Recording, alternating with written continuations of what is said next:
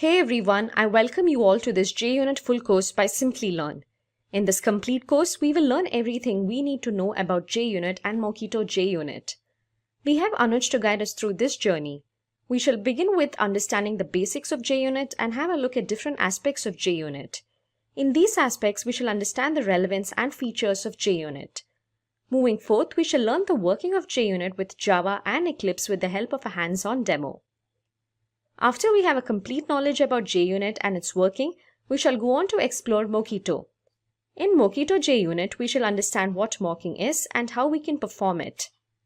While we are at it, we shall know about the basics of stub and how to create it. To better understand the Mockito JUnit, we shall see all these processes and the entire working of Mockito with a hands-on demo. But before we begin, make sure you have subscribed to our YouTube channel and don't forget to click on the bell icon so you never miss an update from Simplilearn. Welcome everyone to yet another topic on JUnit tutorial. Now in this one we are going to talk about what exactly is an JUnit tool all about and how we can do various kind of test implementations with the help of JUnit. So let's talk about the agenda which we are going to cover here. Now in this one specifically we are going to talk about like what exactly is JUnit, what is this particular framework all about. Then we are going to talk about JUnit installation, how we can do the installation of JUnit and what are the different steps we can get involved on that. And then we are going to talk about like the features of JUnit, what are the different typical features of JUnit are all about. Then JUnit annotations we're going to talk about, and then JUnit in Java and the actual implementations, some tutorials or some demos on how to implement JUnit with Eclipse. So these are some of the main topics which we are going to cover all together over here as such. Now let's talk about what exactly is the JUnit tool all about, like what are the different things we can implement with the help of this tool here. So JUnit is basically a kind of unit testing framework which is there for the Java. So it's kind of a default offering for the Java programming language that we can use the JUnit for the unit testing framework for performing the unit testing. Now the main benefit of the JUnit is like it's using the same syntax like a Java programming language. So it makes it very easy for a Java developer to write and execute the test cases. So most of the times when the developers are going to work on the Java programming languages, so they prefer that JUnit as a default unit testing framework for them because they get the language advantage, they get the easily integrations in the Eclipse. So those benefits helps the developers to decide JUnit specifically for writing the test cases and running the test cases there.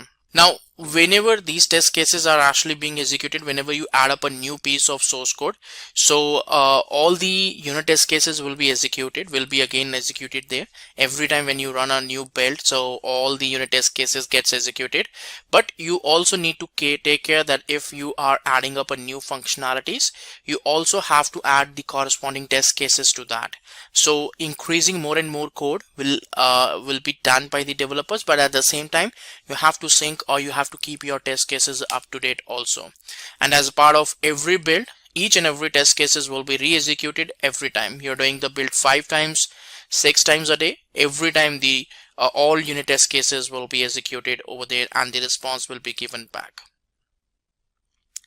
Right, now let's talk about what exactly is the unit testing. Now unit testing refers to the testing of these small modules or the small piece of chunks or the codes here. Now it's basically used to have the early identification of the defects and the bugs, because you cannot simply rely on the QA team to perform the testing and then provide the feedback. Whereas on the with the help of this unit testing framework, we can immediately get the feedback right away. Once we are running the test cases, immediately we will be able to know like these are the different test cases which we have got over here.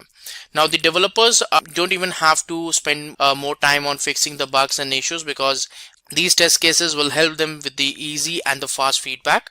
So according to that, they can fix the bugs and they can take the decision whether the source code is working fine as expected or there is any kind of issues as such present with this one. So unit test casing is something which is very important from the developers perspective also, because it helps the developers to understand that whether they have written a successful code or if there is any kind of scope of issues or bugs over here.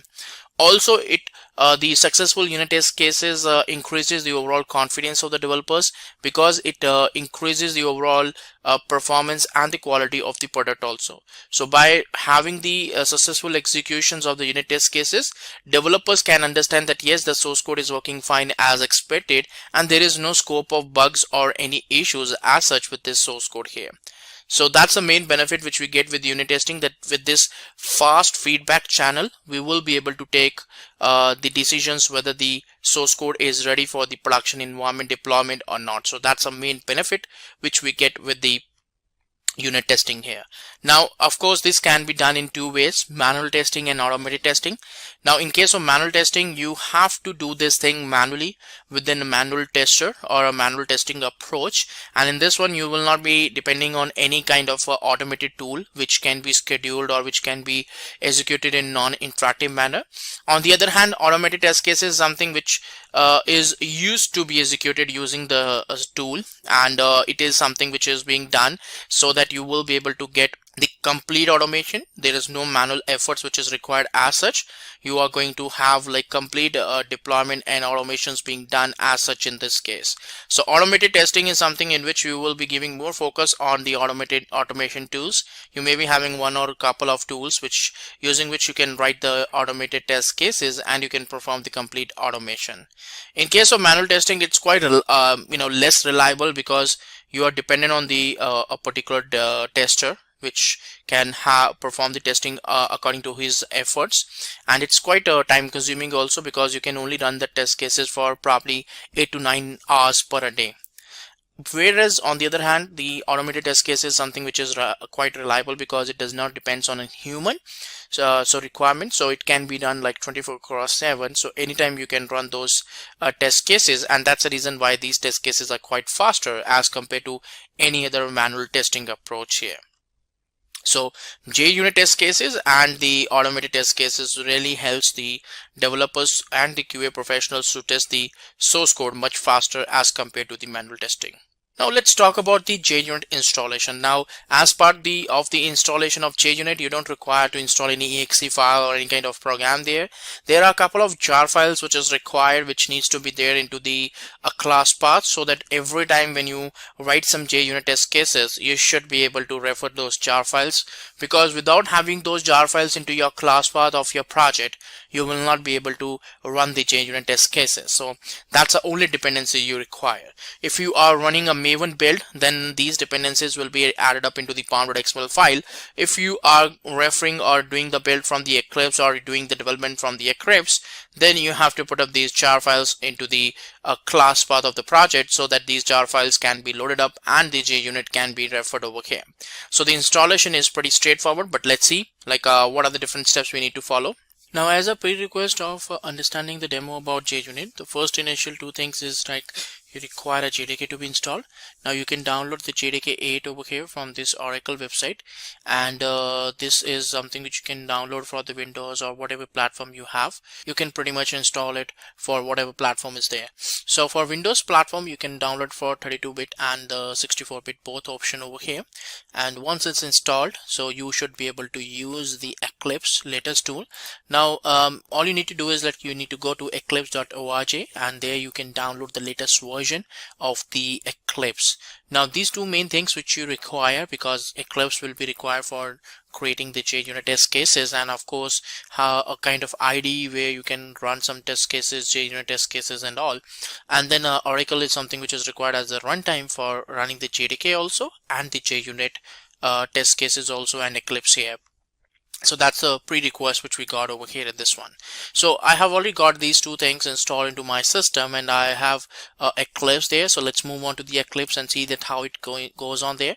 But before that, you also require the JUnit jar files, because in order to have a particular JUnit framework loaded up, we require some particular files, jar files over here in this case. So I can just search for JUnit 4 over here, and when you search for JUnit 4, so what happens, like this particular page will help you or give you all the details about the JUnit 4. Now you can go for the version notes of the different versions, but if you want to download, all you need to do is like you can say like download and install. and the moment you go there, so it will give you the details. Now there are two jar files which is required. JUnit.jar file is required over here. hamcrest-co.jar file, these two jar files are required here if you want to download it into the test class path. If you feel that you want to use a Maven based project, then in that case you have to specifically go for this dependency into Pom file, and according to that, that particular version will be downloaded and will be referred over there. So these are the ways that how you can get the particular softwares, the required things into the place. So I'm going to put up these jar files into a location so that I should be able to get the particular details stored, and I can refer to them into my Eclipse. So I'm going to download this one here from the Maven Central.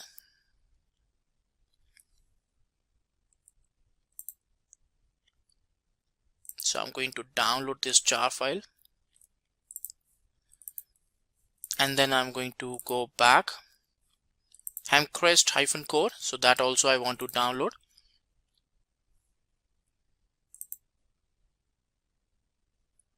Download jar. So these two jar files I have downloaded, and I will be referring these ones into my project because these are the ones which is being required into my project as such. So let's go back to the Eclipse, and let's place these jar files into a location so that into my class path I can refer the complete folder with all these two jar files inside that. So let's go ahead with that. So let's create a particular new project over here. So we'll go for new Java project, and here I can give it like a simple one, a simple project name I can provide here, and JDK I'm using like 1.8, so that's the JDK version which I have utilized over here, and then finish. So this is the project which I have got like in the source directory. Now I'm going to create a simple file over here, a new class file over here. So I'll create it like JUnit class. So I'm going to create a class over here in this one, and of course I need to have a particular void main also over here in this specific class over here, because this is the initial class I'm trying to create over here in this one. I can create a custom particular methods also over here, but let's see like if we can execute or we can run some particular functions as such over here. Now I'm going to declare a function over here, public void JUnit method. So I'm just going to create a method over here.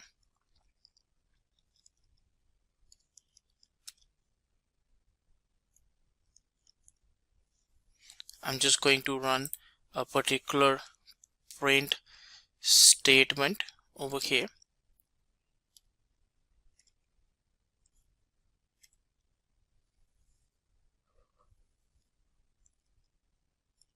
Executing JUnit test cases.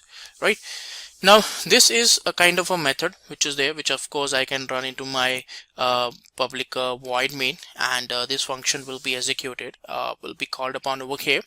Now the thing is that right now since it's just a normal function, but the moment I convert it, like I have a @test mentioned over here, so what will happen, like this will be converted into the form of a test cases. Now of course, like right now there is no imports which is available there as part of this one, so you can see that the time I have added this annotation @test, I will be able to see like yes, add JUnit4 library to the build path is something which is coming up over here, or it's saying like add JUnit5. So whatever the library you feel that you want to add, you can do that, and that particular library will be added up over here. Now let's go for the JUnit4 library here. The moment I do that, what will happen, you will see some changes. First you will see the changes in the top saying that import org.junit.test. That's a first import, and second import will be like JUnit4. You will see like these two jar files is automatically being picked up by the Eclipse. Now, even if you don't download these jar files, this is the main benefit of the Eclipse, that these are already a part of the plugins. You can see their paths, that these are already installed in plugins directory. So the moment you use these particular methods that you want to use the JUnit, these will be automatically imported over here into your system. Now you can just simply call this method into the main void main, and then the specific method will be executed as a form of test cases. So this is the mechanism that how you will be setting up the project. Initially you got the imports, you got the particular annotations configured, and with that the specific jar files will be automatically being added up into your class path. Whatever the jar files we added up, we downloaded previously, we can also have that added up into the custom class path. We can modify this build path of JUnit 4, which is coming up automatically. We can just simply say right click, build path, and configure. So this JUnit 4 we can actually import, we can remove it from our system, and we can add our external jar files also into the build path or the class path over here. So that depends upon you, that how you want to perform the customizations around that part. But yes, the particular main benefit of using the Eclipse is that it's already having the JUnit plugin installed. Both 4 and 5 version is installed. Whatever version you feel that you want to include, it will be included, and the plugins are already installed, so you don't even have to download the jar files manually. So that's how you will be able to do a very basic initial setup of JUnit, and how a basic project can be created over here in case of JUnit. In the upcoming demos, we'll see like how we can execute these particular test cases, and we'll get the response. We'll come to that point. So let's go back to the main content. Right, so that was the JUnit installation demo which we saw, and we saw like how we can put up or load the jar files related to JUnit into a class path, and we can resolve the basic features about the JUnit, about the test cases. Now let's talk about some of the certain features of the JUnit here. Now there are a lot of features which we get primary with the JUnit. Let's discuss about that one by one. So the very first feature about JUnit is that it's an open source network. Now it's something which is available as an open source to you. We have also seen the installation, so you don't have to really go for any kind of license or something like that. So you can do any number of test cases with this particular tool and this specific automation tool here. You can automate it into Jenkins. Nowhere you require any kind of license around this. So these can be easily integrated. These are already a part of most of the latest Eclipse installation, so you don't even have to configure these manually because it's already a part of your system. Right. Second is that it provides annotations. Now main annotation we have already seen in the previous case, that when we converted a normal function or a normal method into the test method by using an annotation called @test. So it provides a mechanism to identify that which particular method is a test method and which method is a normal method according to our classes. So these annotations really help us to identify the methods also, and it provides us the flexibility that these particular methods are not the normal methods we need to execute. You need to run it in the form of test cases. So that identification is something we will be able to do with the help of these annotations here. Also it provides the assertions to identify like what exactly the results are there, because definitely when we are running the test cases, JUnit test cases, we need to assert that what should be the value. So using the assert assertions, we can actually compare that, okay, this method is giving this value. Suppose there is an addition method which is available there, which is giving like a plus b is equal to c. So c is like 5 plus 15 is 20. So with the help of assert, I'm saying like whatever the response I'm going to get from the function when I give the values a and b as 5 and 15, so that should be 20 value. So in the assert I can hard code like, okay, this is the value, this is the response which I should be getting, and once the function is executed I should be able to get this particular output as in 20 over here. So that comparison when you do, you will be able to understand easily that yes, when we are doing the assert, I'm getting the proper response, I'm getting the proper output over here. So assertion is something which is very important to compare the things, to compare the inputs which we are getting from the application source code. Next, it provides the test runner. So we can basically run the test runners over here to execute the test cases. So you can configure this within the pipelines. You can configure it with Eclipse and various automations during the build automations. Also, you can configure it. So that flexibility you will be able to get with these test runners here. And it also allows you provide a better feedback channel, because it acts like a very good feedback provider, because the moment you are done with the development, you will be able to get an instant feedback. So the overall quality of the code is going to be increased in this case, and that's definitely helpful for you, because with this approach, with this JUnit framework, you will be able to get a quite faster and a perfect code writing tool or a quality tool which is available there. So definitely the overall quality of the code is going to improve with the help of this JUnit framework. And it provides the automations also, because these JUnit test cases are having the flexibility that you can configure it within the pipelines. You can automate it with the help of this framework, that you can completely help, or you can have a complete automated workflow with the help of this particular framework, and it provides you an instant feedback. The feedback channel is quite instant in case of this JUnit. Now let's talk about the JUnit annotations. We have already seen like the benefit of the annotation is to define or to provide the metadata about the methods to the different ones. So annotations also refer to the syntactical metadata added to the Java source code. So having a particular better feasibility and identification is also quite easy. So also the overall structure of the source code can be done in a better way, and the readability is also good when we talk about the annotations here. The biggest main difference between the JUnit and the JUnit 3 was the introduction of the JUnit annotations. So earlier, before JUnit 3, we were not able to identify like if this is in kind of a test method or this is a kind of a source method over here. So that identifications is quite easy after the involvement or the introduction of the JUnit 4 framework over here. Also, like this is something which is really helpful to us to see like how exactly we can overall read the overall source code, because you have so many source code there present to your project. So annotation should be able to help you to identify that these are the main portions, with these are the components which is part of the unit test cases, not the actual source code. So @test is something which is going to tell us that the specific method with the public void declaration can be run or can be executed as a test cases. This is not a simple method. This is not an application source code method. This is a test method over here. Now @before is something which is used to run some statement before each and every test cases executes. Maybe having some additional or initial connectivity is something you can do with the help of @before.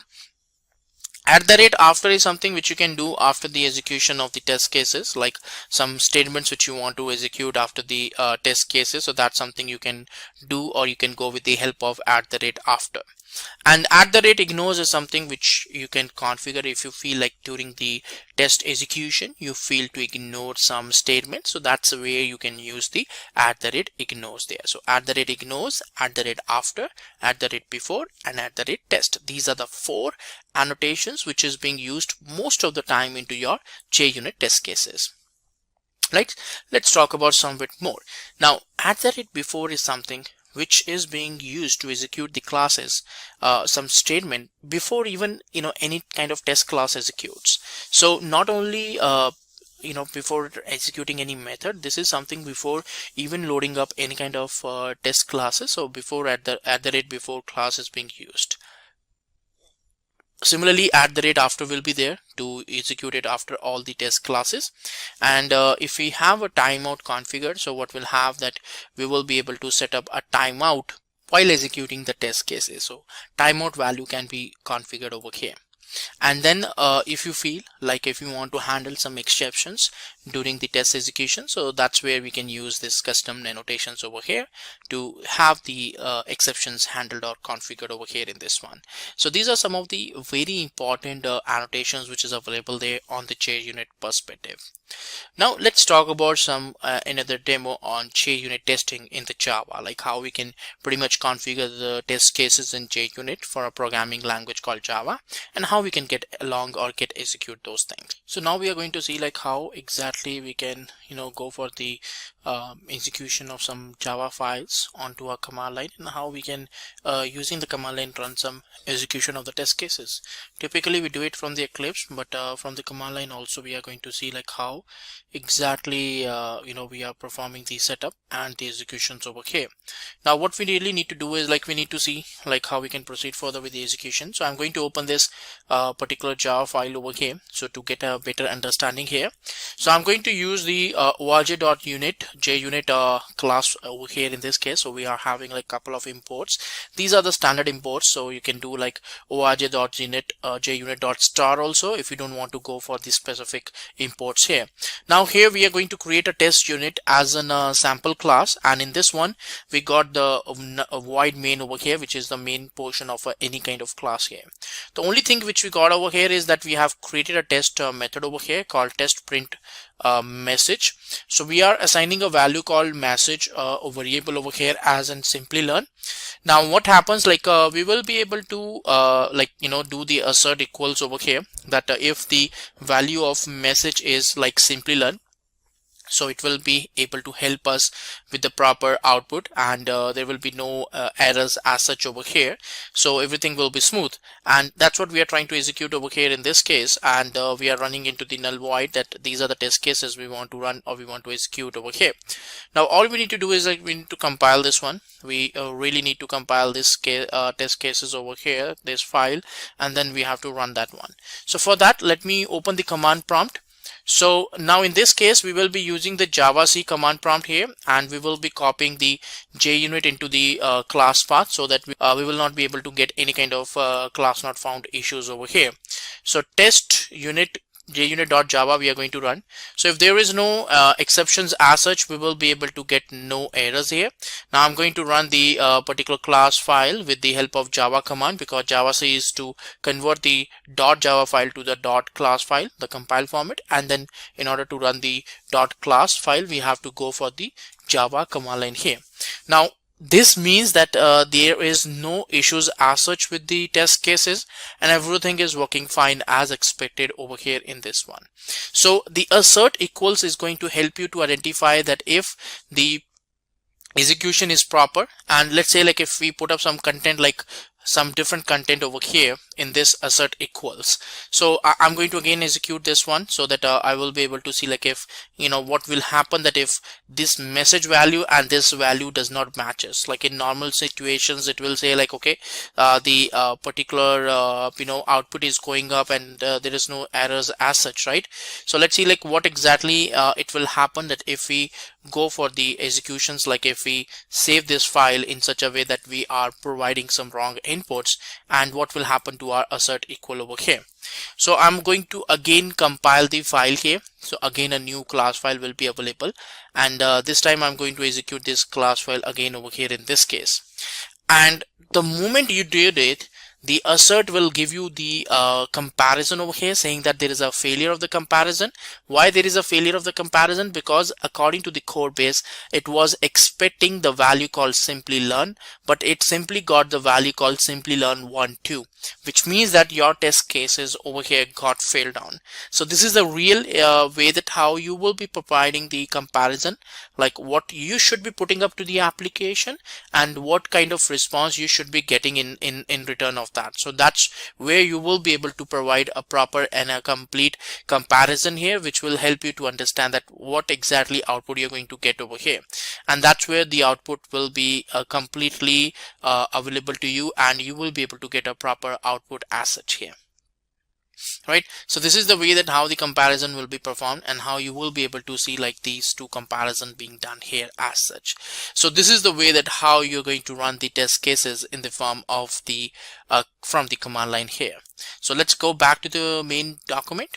Right, now the next one which we got over here is the JUnit test cases using the Eclipse, because from the command line we saw like using the command line we can do, but we got like so many test cases which is available there, so it's not easy for us to run those one by one.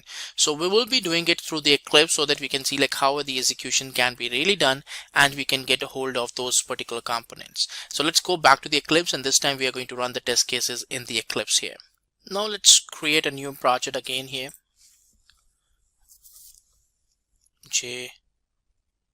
JUnit project, right? And finish. So a new JUnit project will be created. And this one you can see like there is no executables libraries for the JUnit, but you can include it now also, but I'm going to do it later on. So I go for the JUnit project class, right? So this is a kind of a test class here, so I'm not going to put the null the public void main over here in this one. So finish. Now in this case what I'm going to do is like I'm going to replace this content over here, so with this particular ones, and going to have some basic code base added up over here. So I'm going to import some particular JUnit libraries over here. So over here like org.junit, I'm going to import these ones, and I got like this class over here JUnit project. So I just have to rename it a little bit so that it can be the name of the actual class name here. So that's fine. So everything is fine, but the only thing is that we are getting some failures and problems over here because it's not able to identify these specific JUnit related executables like the functions and the methods. For this one, again, the previous case, you have to do the particular addition of the library to the build path so that you will be able to have like these automatically resolved over here in this one, right? So you can see now that JUnit 4 started reflecting over here in this case, and you did not got any kind of errors now over here in this one. So you can simply save this, and now you are good to go for running the executions over here. So you can simply say like right click over here, run as, and JUnit test. And when you do that, on the left hand side you will be able to get a little bit different viewpoint over here which says like yes, test underscore JUnit is something which is executed perfectly fine.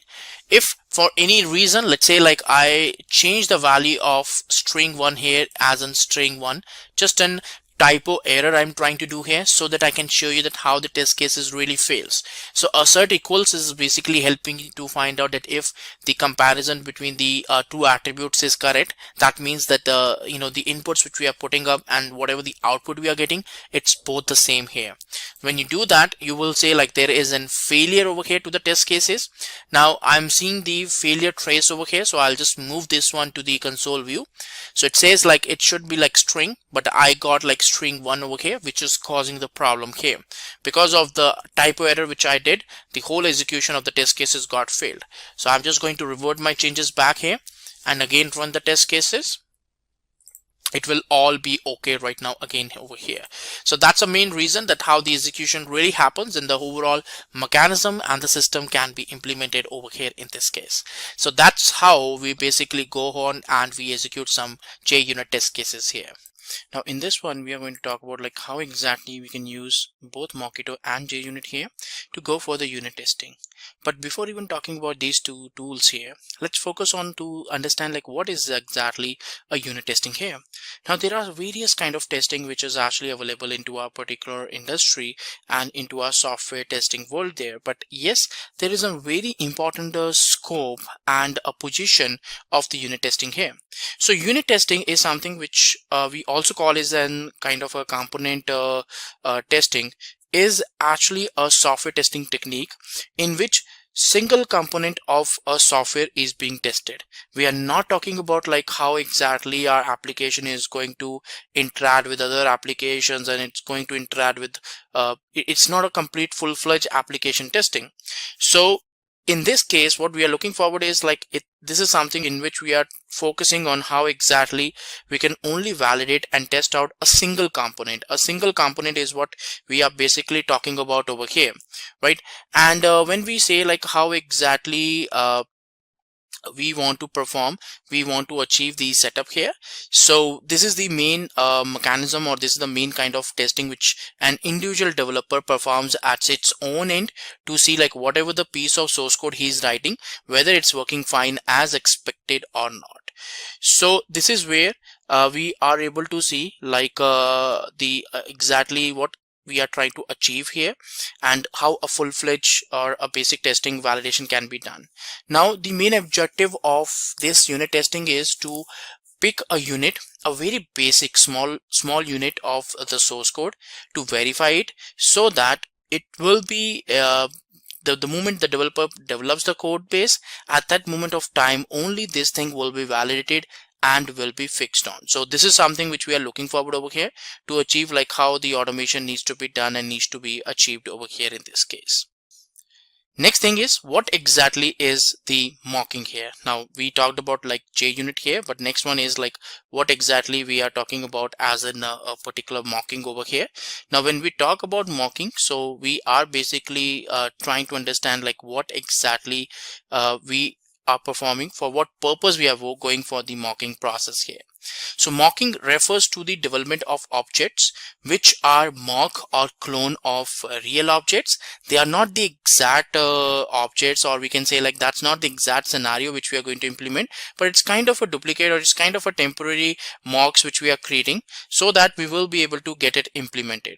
So mocking is something which is kind of a reference or a kind of a clone of an existing or a real object here. So in this technique, what happens that the mock objects are being used instead of the actual real object. So it's not like we are directly or we are going to access the exact real objects over here.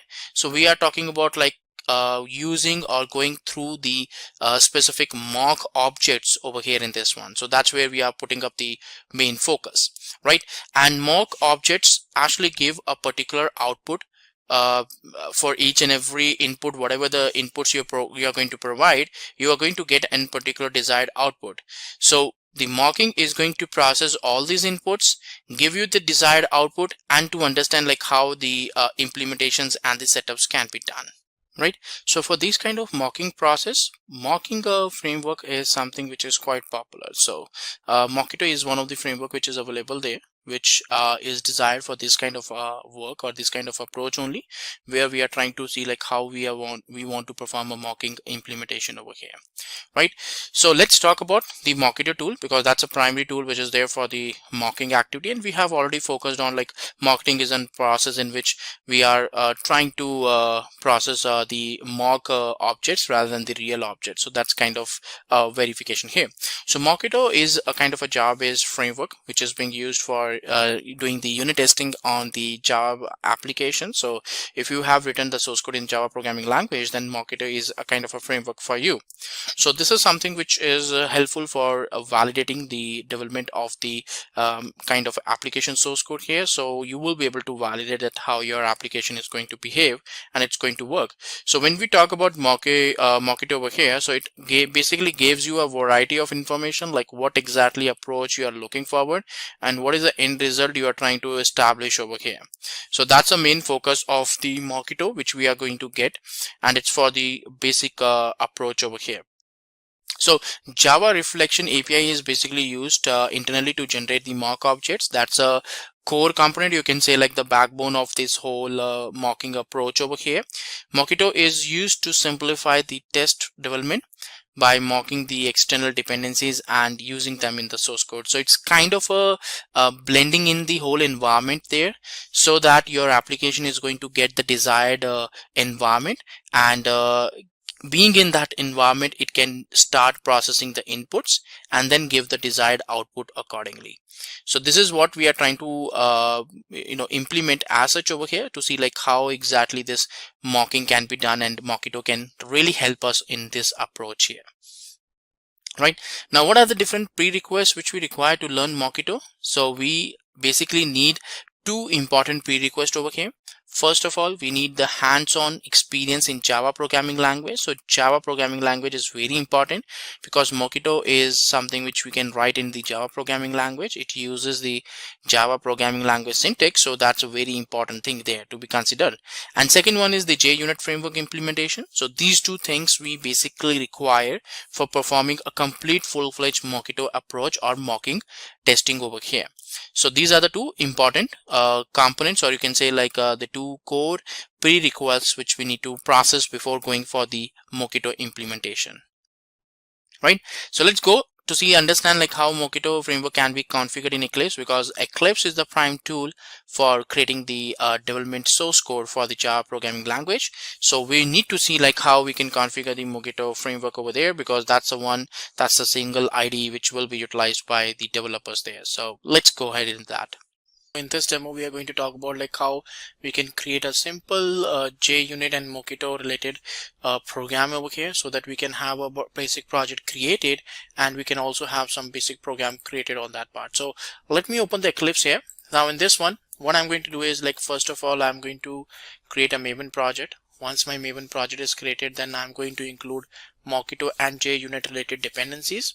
And after that, I'm going to write a very small source code just to see like how exactly our dependencies are getting resolved, and my source code, which will come up as an error earlier, will come up as an healthy over there. So all I have to do is, like, I have to just right click over here, new, and here I need to go for project. Like, I want to go for a particular Maven project here, so I can expand the Maven over here and go for Maven project. Here it will basically ask me certain values. I want to use the default workspace location, so I'll just say next. Then I want to have it I want to go ahead with this overall process. So these are all projects, like what exactly architecture type you want to go. So I can just go for the default, whatever is selected, I can just go with that. And here I will be providing like what is a group ID. So I can provide a group ID called com.Simplilearn, or depending on your organization, you can actually provide it. So here I can provide Mockito, and the version will be like this, and this is the same way like how the project will also be created. The package will be created in case of the project here. So then I'll just say finish, and on the left hand side I will be able to see like my specific source code which is available there. So this is something which is going to come up over here. So it's actually trying to resolve some of the particular options, like some of the the components, like test executions, those are required over here. So I'll just go for this particular resolution later on. Right, so I'll just open this Pom Xml file here, and this is the Pom Xml file. Right, so it's basically looking forward for certain changes like this jar file. So this jar file is not actually available over here. So once I ran the build and those kind of setup can be done, then it will be able to download those particular dependencies. So if you right click on this one, you will be able to see that particular Maven build option here. So I can just run the Maven build, or I can just run the Maven clean here. So according to that, the Maven will be downloading certain plugins, and it's just trying to do some particular process over here. So on the left hand side, the source, main, test, the same package which is available there, the same packages is coming up there. So app test is available there. So here the test is being available. Here I can see like some couple of JUnit related test cases is already being there. Like, I created a kind of a sample project. So in here, a basic Java and a basic class file or a test suite is already being available here. So all I have to do is, like, I have to just try to see like if I can go ahead with this executions there. Now it's using like JUnit 3.8.1 over here, so I can definitely go for a version which is higher, like around JUnit 4 or 5 there. But let me try to do a clean build over here, Maven build over here, so to see like if it really works on there. So what are the goals I need to do? I need to go for the goals called clean install. So that's a goal which we need to do here. So MVN will automatically be resolved there, but clean install is a goal which I want to look forward over here. So let's see like what it really happens. So it's going to download some couple of plugins, whatever the plugins I'm trying to provide here. Some dependent plugins will be downloading, so all that stuff will be downloaded. This is the first time we are running there, so that's why it may download some little bit more jar files than expected ones. You must have seen like these are all jar files. It's not like something we are using into our project, but these are kind of jar files which is being used by the plugins, by the Maven itself. So for that purpose, it's actually going to that particular level. But once these are cached up there, next time if you do the run, if you do any kind of builds there, you are not going to see all these entries. So let me rerun the build here to show you like how clean the output would be there. So I can just go for clean install again and say run, and this time the output will be a little bit less there. So in this case, as you can see, if I expand the output, so here first of all it ran, like it performed the clean activity, then it compiled my source code here, it also compiled my test cases here in this one. Then my test cases got executed over here. So you can see like it's something which got executable over here. So this is the test which is available. I can click on that and I can see that. And after that, it went on and prepared the final artifact here, which also means like it performs both the compilation and the test cases execution. And this is what we are doing in any kind of Maven project. And on top of that, I'm using a JUnit related frameworks. So this is a mechanism where we can have some dependencies, like I can go for JUnit here, I can increase the dependencies, I can try out the build. So all that stuff I can do here, right? And one more dependency which I can include is of the Mockito here. So I can include the Mockito related dependency also over here, so that we can see like how exactly the response is coming up there. So you can see like it's when I go for the resolution over here, like clean build, clean install, so I can just go ahead with this. So this time it's actually going for the Mockito one. So you can see like all the steps has been executed and we have got the end result. So the build is successful and I have got the test cases also. So this is the test file where I'm actually loading up some JUnit related executables there. So I can just go with that and whatever the activity assert we are using over here, so using which we can do the comparison. So this is a way like how a basic project can be created in Maven, and on top of that how we can manage the dependencies for Mockito and for JUnit here. Right, so that was a demo in which we talked about like how exactly we can configure Mockito into our Eclipse here. Now let's see like when exactly we require the Mockito to be implemented. Now in this case, what happens like when exactly you feel like you need to have a Mockito implementation, or how we can go for the Mockito implementation altogether here. So for example, when a component is to be tested, or a single unit needs to be tested, so this unit or component actually depends on some other component, which is kind of in development process, or maybe some other developer owns that component, and you are not exactly validating that component, you are validating your own component. But since it's actually dependent on other component or some other unit of the whole application, so that's the reason where you may not be able to perform the end-to-end testing. But yes, with the help of Mockito, you will be able to get the mock objects so that you can perform the testing there. You don't have to held up with that other component dependency. You can resolve all these dependencies like that, and you can just proceed further with your verification and your implementation. So this is the main benefit which you get when you talk about the Mockito, so that you can see that a full-fledged understanding like how exactly these different components are going to be processed here. Right, and when there is any kind of concern, like if you feel like there are some infrastructure components which is making the testing impossible, so in that case also we can use the Mockito to mock some infrastructure components, so that we can proceed further with the validation and the testing here. So all the hindrances and all the problems which we normally face when we talk about the implementation, all those things can be really implemented with the help of Mockito here. So that's a main benefit which you get over here in this one. Now let's talk about the next concept. So the next concept which we have is, what exactly is a stub? Very important concept here. So stub is a kind of object which holds up a predefined information, a predefined data. We cannot do a kind of a dynamic verification in case of unit testing, because we have to limit the scope of testing. We are putting up some inputs over here just to see like how our application is going to behave.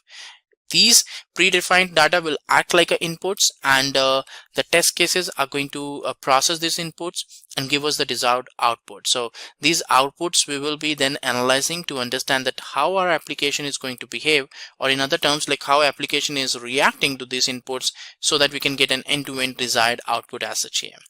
Also, it can be referred to as an object that looks like exactly a carbon copy of a real object. Of course, it's not a real object, it's a kind of mock object over here in this one, but it will give you the exact different details, or you can say like the exact output as such over here in this one.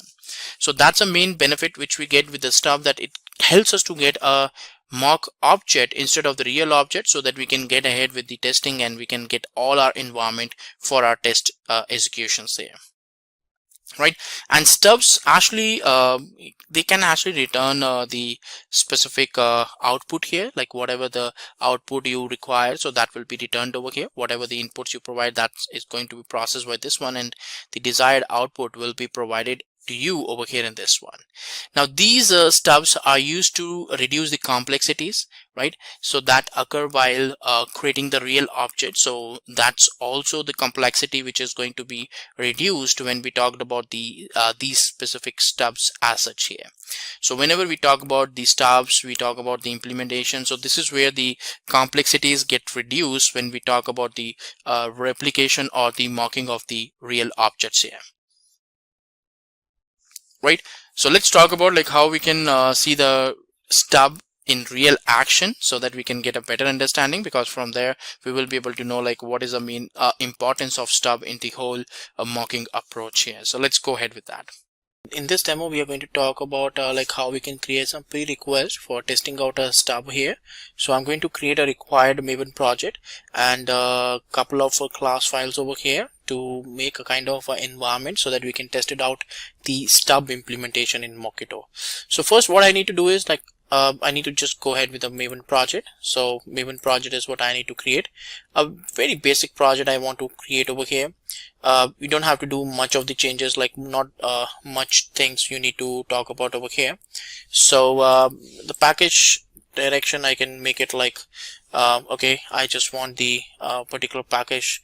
If you don't want to have the package and you would want to directly store the source code in source main Java, and you want to put the class directly over there without having any kind of particular com and all that stuff, so you can do that also over here in this case. So that will be much faster.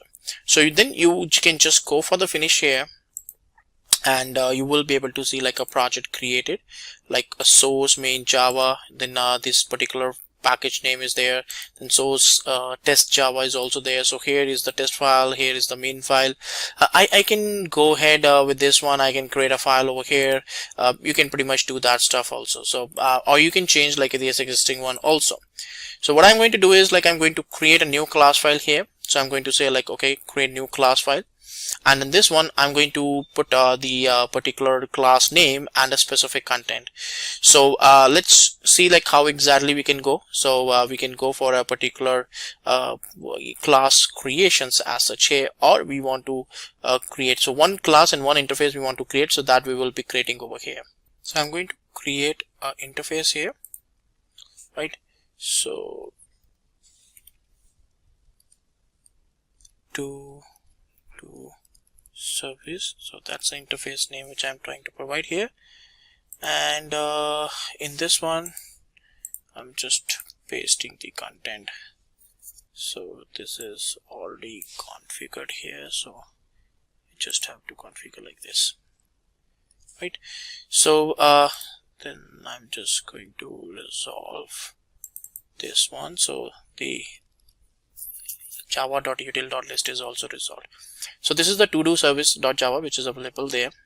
Now what I have to do is like I'm just trying to create it over here, and I'm just trying to create another class file over here in this one, so which is like my to-do business IMPL over here, which will be using this interface, right? So I'm going to create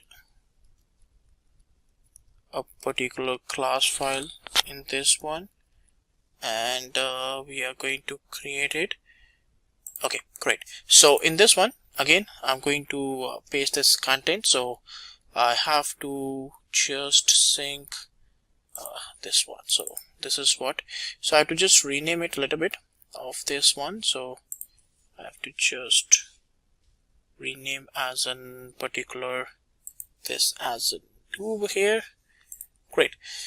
So now I'm pretty much done here. So whatever the imports are required, I can actually go ahead, just this delta I want to remove it, and here we go. So we are creating a particular to-do service mechanism over here in this one. So we are also talking about the list here. So these lists I can go for the auto resolution here. So I'm just going to save it, and then I'm going to see like for to do here. So to do is something which is coming up as a particular service here, so a little bit changes in this interface also. So I can you just have to sync it on the names.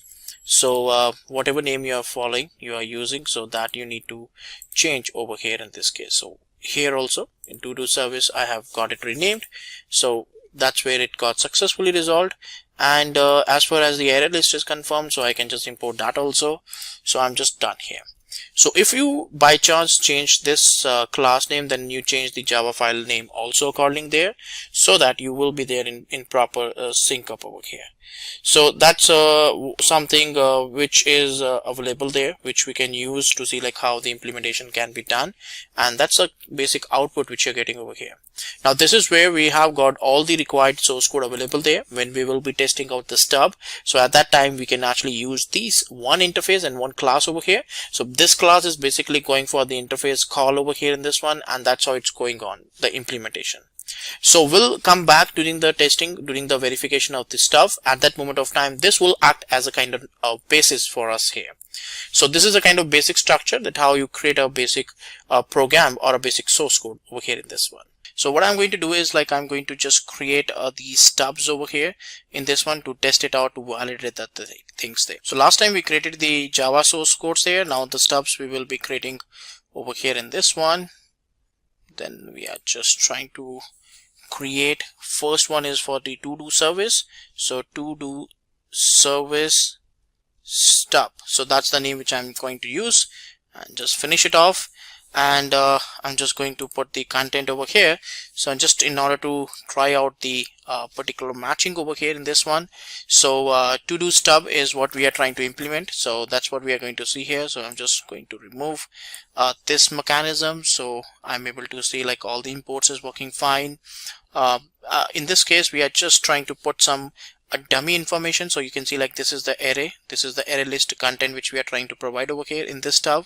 So we are basically trying to understand like how in the mocking activity we are trying to mock some particular inputs here, so that my stubs will be able to pick those up and they will be able to return those there. So that's what we are trying to do here. Now as far as this stub is configured, this is done. So we have to go for another stub here which will be there for the to do business IMPL.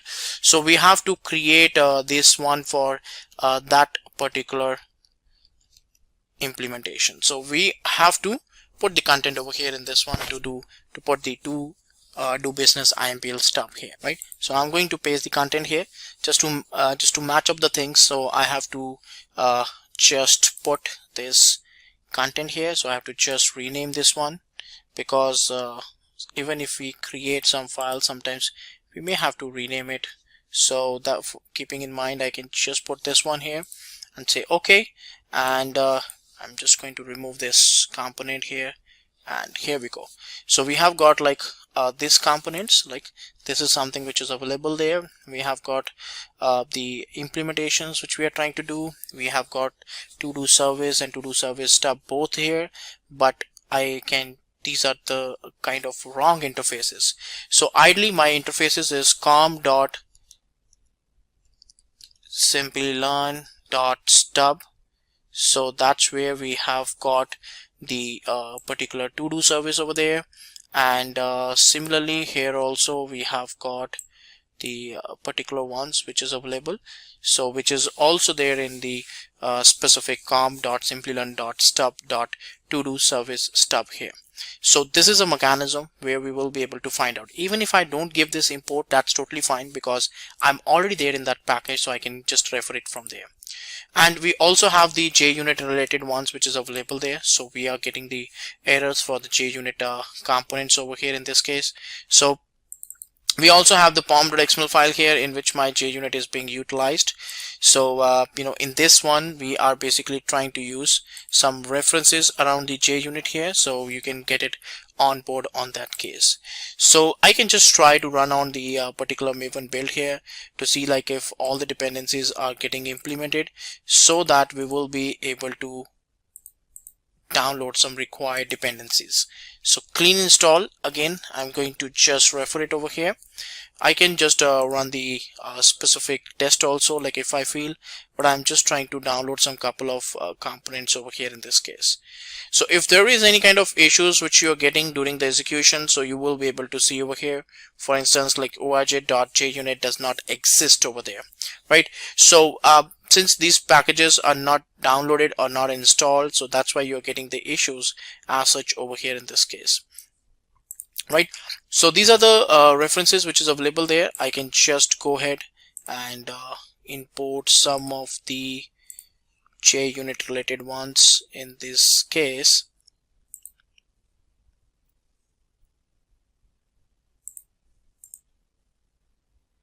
If I feel like I want to run it, so I can run this Java file also over here. This file also I can run it over here, right? So those are different options which is available, which we can utilize in this case. So I'm just adding the JUnit 4 library so that my all references related to JUnit should be resolved here. And the moment I picked up that one, you can see like all the errors related to JUnit is gone. Now I can run my build here to see like if it's getting successful.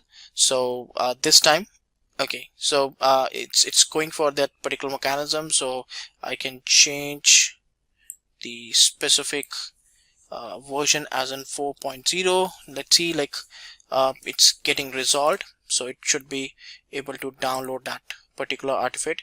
So I just have to find out that what is the version, what is the latest version we want to provide, and according to that the artifacts will be there and it will be executed. So there are some cases when we are using the default mechanism of creating a JUnit or a Maven project in Eclipse. Sometimes it actually uses an older version. So it was using 3.8.1 version, which is old version. So I'm using 4.0. So this source code is actually prepared according to 4.0. And the moment I started using that, the moment I tried on that one there, so you can see like here it got executed, like both the test cases got executed over here. I have got the response over here in this one, like these two test cases is being provided over here. So test run is 2. There is no failure, all good, and then ultimately it went on to the jar file preparation here.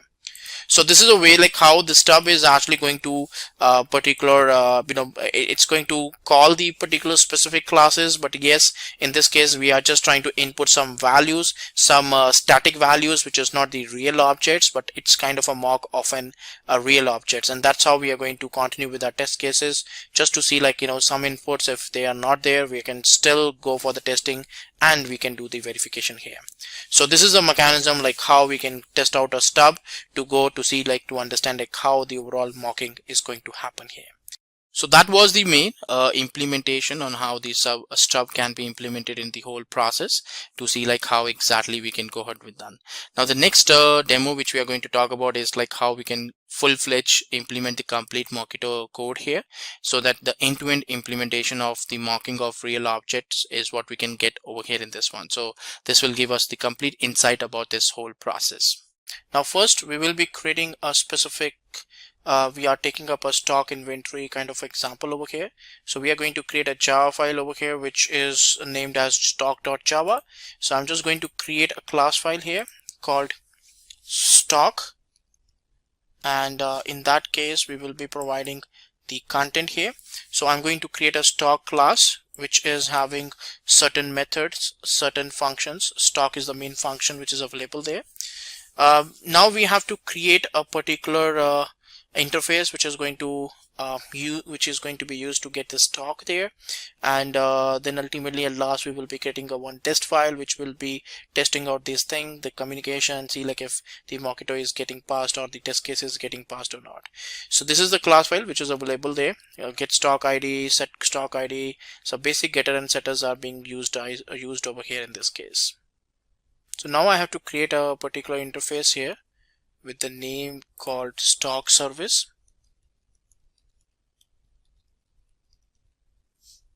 And in this case I have to call the get price over there. So get price is basically configured over here in this one, right? So we are going to just call upon on that to see like how exactly it goes out there, right? So we will be utilizing this one. So this is the interface which is calling up the class called stock.java. Now once the stock main class and stock service or stock interface is being created, now we have to create a particular portfolio class here. This portfolio is a kind of interface which is going to consume this specific stock here. So portfolio class is what we are going to create here. So I'm just going to use it, and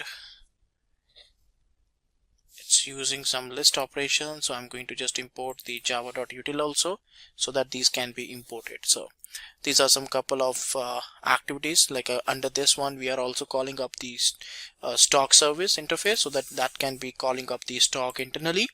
And this is kind of a business logic which is happening. So portfolio.java is kind of a business logic, business layer, where I'm just trying to call the main class there to fetch the details through an interface. And in this one we are basically doing the all processing, like whatever the activities I'm trying to do.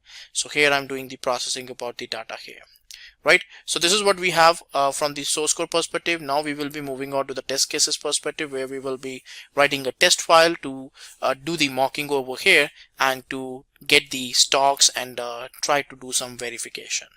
So now I'm going to create a particular portfolio tester here, which will be testing this specific portfolio here. So that's what we are going to do, right? So it's going to use some of the Mockito related jar files here, and since we already have those dependencies, like we already got those added up to our Pom Xml file. So, and these are also being shown up as an Maven dependency here. So both 4.0 and this Mockito dependency is there in the Maven dependencies, and that's why we are not getting any errors for these imports here. And we are getting some list related errors, so let me import those also, and we should be fine by now here. So as you can see, like here when we are doing the verification, right? So using this portfolio tester, we are actually inducing some stats. So here you can see like we are doing some setup. We are calling that stock service over here, so that we will be able to call upon, or we will be able to get the information. And here we are actually putting up some content. So the whole idea why we are putting up this content, just to have the implementation. We are just trying to replicate real objects here. These are not the actual real configurations or the real information which we are getting from the end users, but these are the dummy informations or the dummy data which we are trying to provide here. And depending on that, we will be able to get like how it's going on there. So we are basically trying to call a function called tester.setup there. Tester.setup is what we are trying to call upon over here, which will set up the initial information. And then we are calling the test market value. So my test market value will basically give me a pass or fail kind of result set here, so that depending on that I can decide that whether it's successful or not. And this test market value, only here we are putting up some dummy informations, and against these dummy informations the test cases will be executed. So let's just run it. My build is already success, so I don't have to run it again there. So what I need to do is, like, I need to go for this portfolio tester.java here, so that I will be able to get the results. And here we go, we are getting the pass output over here in this one, right? So this is what we are trying to do, just to see like how the implementation should be done there. I can go for a negative scenario, like where I can just a little bit modify something over here in the output, and I'm just trying to change a little bit of specific output. So that's what I'm trying to do here. So I can definitely go and see like if this is something going to process properly, or is there any kind of problem which we are getting over here. I can also remove this decimal value just to see like if I'm getting successful over here or not. So I'm just running the test cases again, and here we go, we got the response as in failure, because the expected thing is not coming up like whatever we are returning. So that's where the failure, it's going to for the failure. I'm going to roll back my things here and see like if it's again getting success or not. So yes, here we go. We got the past success over here, the past status over here in this one.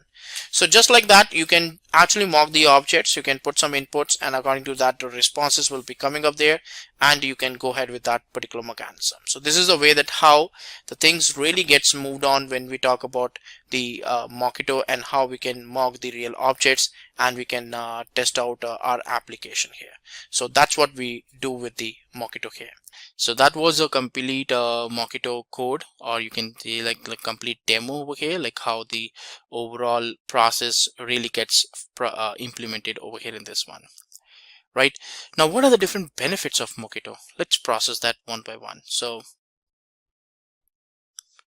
the main benefits of Mockito is, like, first of all, we'll get started with the very first one is like the no handwriting. So that's the very first benefit which is coming up over here. Now, second one is the object creation. Third one is the safe refactoring. Then we have an exception support benefit which we get over here. Then we have got like the annotation support which is available there, and then the order support. So these are some couple of benefits which we got over here to completely understand like how exactly the particular Mockito can be really achieved over here in this one. Right, so this is the real benefits of Mockito here. That brings us to the end of this video. I hope this was informative and interesting. If you have any questions regarding this video, please feel free to drop them in the comment section below. We will be happy to help you. Thank you, stay safe, and keep learning.